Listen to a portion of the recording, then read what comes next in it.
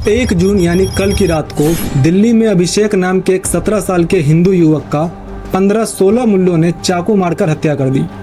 क्या ये न्यूज़ सुन के तुम्हें अजीब लगा? नहीं ना, क्योंकि ये घटनाएं इतनी आम हो गई है कि अब हमारे लिए ये सब रोज रोज सुनना बिल्कुल नॉर्मल हो गया है। लेकिन अगर इसके खिलाफ सख्त एक्शन नहीं लिया गया तो ये कभी नहीं रुकेगी। अभिषेक का केस बताऊं तो वो भी लगभग गाजियाबाद के सूर्या मर्डर केस जैसा ही कुछ मामला है। जैसे सूर्या को उसके मुल्ले दोस्त असद ने बुलाया और कहा कि कभी बकरा हलाल होते देखा है, फिर उसे चाकू से बार बार वार करके जान से मार दिया।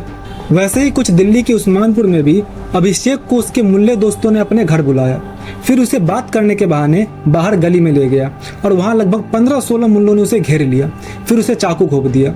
तुम वीडियो में देख ही सकते हो। फिर अभिषेक अपनी जान बचाने के लिए वहां से थोड़ी दूर तक ही भागा, लेकिन हत्यारों ने उसे चेस करते हुए फिर बार बार चाकू से वार करके बुरी तरह मार डाला।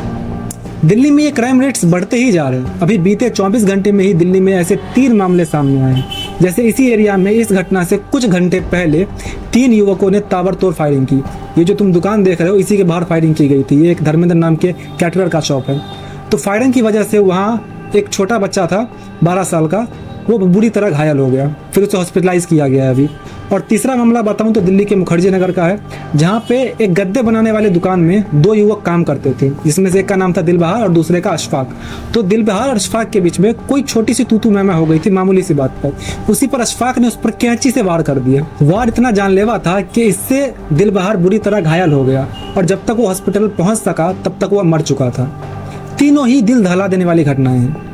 तो सोचने वाली बात है कि दिल्ली प्रशासन इस पर कर क्या रही है, क्योंकि जो गाजियाबाद का सूर्या मर्डर केस हुआ था उस पे योगी जी ने 72 घंटे के अंदर असद को इनकाउंटर करवा दिया।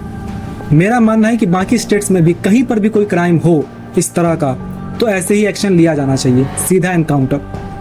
और एक और बात, मैं यहाँ पे किसी कम्युनिटी को टारगेट नहीं कर रहा, लेकिन दोषियों को सजा मिलनी ही चाहिए। इसके लिए सब आवाज उठाओ। और तुम्हारा क्या विचार है कमेंट में बताना।